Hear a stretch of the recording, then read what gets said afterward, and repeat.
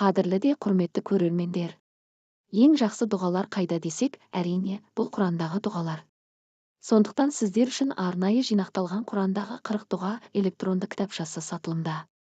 Кітапшада ризық, береке, кешірім сұрау, иман байлығы және тағы да басқа тақырыпта дұғалар бар.